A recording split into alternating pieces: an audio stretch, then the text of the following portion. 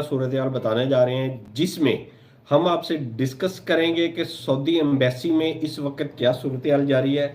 Saudi embassy में नेवटेक के ऊपर जो आजकल भूचाल आया हुआ है उसका क्या स्टेटस है, और नेवटेक के अंदर आपके कैंडिडेट या आप लोग खुद किस तरह अपेयर हो रहे हैं और अपने आप को वहां पे वो शो कर रहे हैं और अपने टेस्ट दे रहे हैं, टेस्ट इंटरव्यू और ये सारी इंफॉर्मेशन आज हम आपके साथ शेयर करेंगे। आपको हम बताएंगे तमाम वर्क वीज़ा प्रोसेस और इसके मुतल्लिका आपके पूछे गए मुख्तलिफ किस्म के सवालात और उनके जवाब भी। सबसे पहले हम आप सऊदी एम्बेसी के बारे में अपडेट देते जाएं तो सऊदी एम्बेसी में इस वक्त बहुत ज़्यादा परेशानी का सामना करना पड़ रहा है। सऊदी एम्बेसी में तकरीबन तमाम के तमाम लेबर ट्रेड्स के ऊपर नेवटेक लाजिम कर दिया गया है। नेवटेक की वजह से जो प्रॉब्लम आई है वो सबसे बड़ी प्रॉब्लम यही है कि जितने भी अफराद थे, ख़ास तौर पे लेबर अफराद जिनका नेवटेक के साथ कोई ताल्लुक नहीं बनता, नेवटेक उनके साथ अटैच होना बनता ही नहीं है, उनका नेवटेक और नेवटेक के मुतल्लिका तमाम अमूर से कोई लेना देना नहीं, जिसमें कंस्ट्रक्शन वर्कर आ गए, लोडिंग अनलोडिंग लेबर आ गई, आमिल वर्षा आ गया, आमिल इंशात आ गया।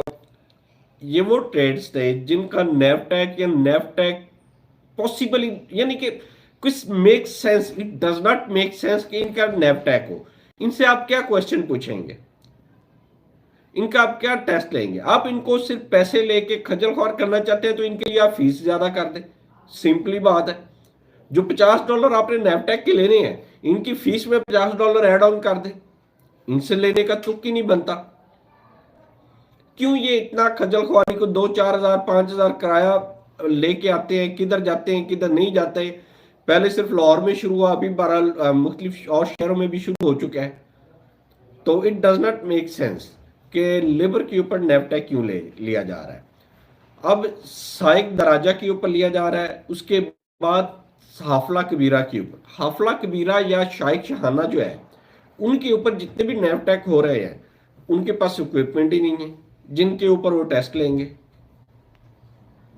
ये वो मसाइल हैं जो इस वक्त सऊदी एम्बेसी में कार फरमा है और उनका रोल जारी है। अगर हम देखें सऊदी एम्बेसी में बाकी अमूर को, जिसमें वीज़ा स्टैंपिंग का अमल वैसे तो नॉर्मल अंदाज में जारी है, पासपोर्ट आते हैं, जमा होते हैं, वीज़ा लग जाता है, कोई परेशानी नहीं है। लेकिन वीज़ा पहुंचने तक जितने मसले मसाइल आ रहे हैं अब, यानी कि एम्बेसी के अंदर तो मसले मसाइल कम हो गए, लेकिन एम्बेसी से बाहर उस स्टेप तक जाते हुए बेतहाशा मसले मसाइल हैं।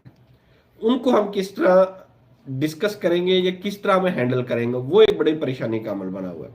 इवन इंजीनियर्स के लिए भी सऊदी कल्चर हो गया, सऊदी एम्बेसी होगी, सारा कुछ हो गया, फिर उनको एक नया लिंक दिया जा रहा है कि इसके ऊपर भी अपने आप को रजिस्टर्ड करें।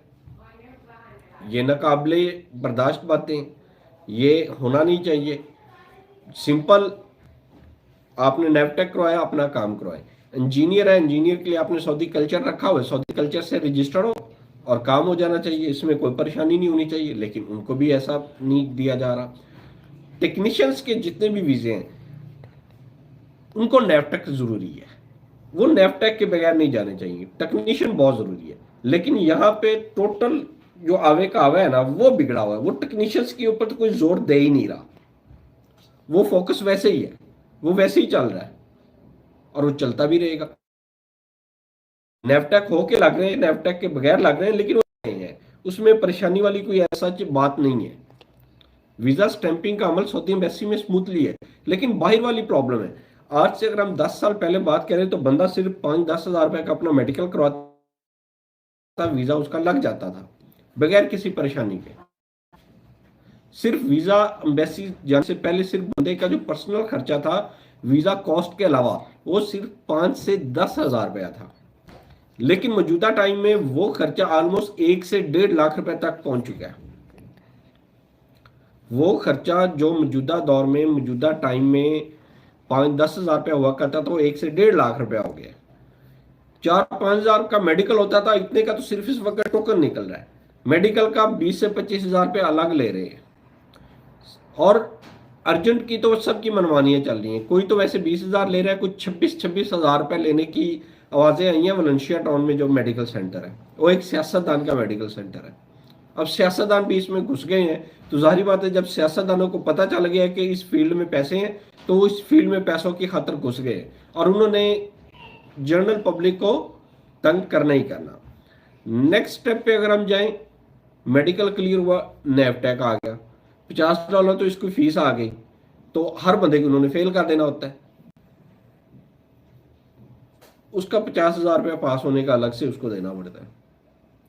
यानी दिन ब दिन खर्चे अखराजात कुल मिला के 1.5 लाख रुपए तक हो जाते हैं। अब मुझे बताएं, अगर कोई बंदा लेबर वाले बंदे को फेल कर दे तो उस फेल करने वाले बंदे को जूतियां मारनी चाहिए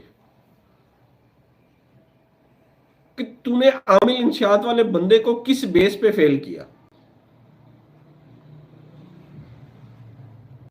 उस सेंटर के खिलाफ कार्रवाई होनी चाहिए जो आमिल इंशात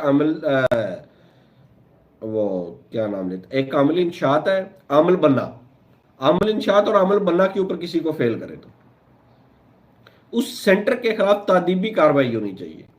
हम लिखेंगे उसके ऊपर इंशाल्लाह। बंदों की ईमेल हो रही हैं, टेस्ट हो रहे हैं, मुझे एक केस भी मिल गया ना तो हम इंशाल्लाह उस सेंटर के खिलाफ लिखेंगे जिसने आमिल बन्ना और आमिल इंशात को फेल किया, आमिल वर्षा वाले को फेल किया। कानूनी कार्रवाई की जाएगी इंशाल्लाह उसके खिलाफ, और ये आप लोगों ने करनी है, मेरे ऊपर नहीं, एक बंदे की कंप्लेन से कोई फर्क नहीं पड़ता। जिस बंदे का आमिल इंशात, आमिल बन्ना और आमिल तामील व तंजील, आमिल वर्षा, इन ट्रेड को फेल कर दिया जाना किसी भी सेंटर वाले की तरफ से, उस सेंटर वाले के खिलाफ कार्रवाई हम लोग करवाएंगे, नेवटेक में उसके खिलाफ कंप्लेन करेंगे। आप लोगों ने कंप्लेन के लिए तरीकाकार मैं बताऊंगा आपको कंप्लेन करने का।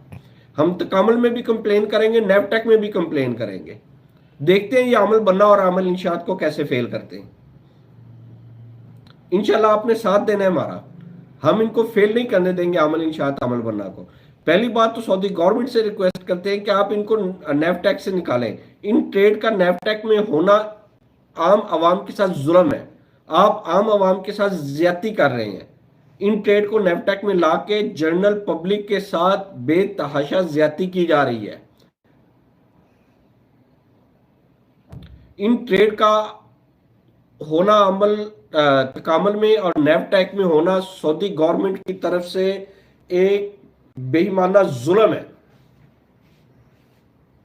इस जुल्म के खिलाफ हम आवाज उठाएंगे कि इन्होंने आमिल बन्ना, आमिल इंशात, आमिल तामील व तंजील, आमिल वर्षा को नेवटेक में क्यों डाला। तुक नहीं बनता इनका डालने का। बाकी समझ आगे चलेंगे, आपको टेक्निकल स्किल्स लेबर चाहिए आप ले ले, आप मैसन ले ले, मिस्त्री ले ले, shuttering, steel, black Smith, electrician, plumber, जो भी ट्रेड आपको चाहिए नेवटेक में ले ले। लेकिन इसको नेवटेक में करना जुल्म है, जुल्म है। इस जुल्म के खिलाफ हम आवाज उठाते रहेंगे। आप हमारा साथ दें, आप भी मुख्तलिफ प्लेटफॉर्म के ऊपर बात करें, इनको जुल्म और ज्यादती के खिलाफ आवाज उठाएं। हमारी आपसे रिक्वेस्ट सिर्फ यही है कि अपने ऊपर होने वाले जुल्म के खिलाफ आवाज उठानी चाहिए, ना कि खामोश बैठ जाना चाहिए। इंशाल्लाह हम आपको इसके बारे में अपडेट देते रहेंगे, जो भी अपडेट आएगी वो देते रहेंगे। पहली बात तो ये गैमका का एक फ्रॉड जो चला हुआ है वाफद के जरिए, वाफद की फीस ली जाती है अलग से, मेडिकल सेंटर की फीस ली जाती है अलग से, वो तुक नहीं बनता। अगर वाफद की फीस ली जाती है तो उसके साथ उसकी फीस को भी तो अटैच करे ना, उसमें से वो माइनस करे। पाकिस्तानी गवर्नमेंट को देखना चाहिए कि क्या 26,000 रुपए में ये टेस्ट हो रहे हैं जो मेडिकल सेंटर वलेंशिया में वो ले रहा है, तुक बनता है 26,000 रुपया लेने का। बाकी 20,000 ले रहे हैं, वो 26,000 ले रहा है। क्यों ले रहा है वो? आपने इजाजत क्यों दी हुई है? क्या वो एक सियासतदान है? क्या वो मौजूदा सियासतदान है? मौजूदा हुक्मरान पार्टी का बंदा है, इसलिए इसको 26,000 लेने की इजाजत दे दी गई है? 20,000 होना चाहिए कम अज कम, बीच में टोकन शामिल होना चाहिए। 20,000 से ज्यादा खर्चा नहीं होना चाहिए।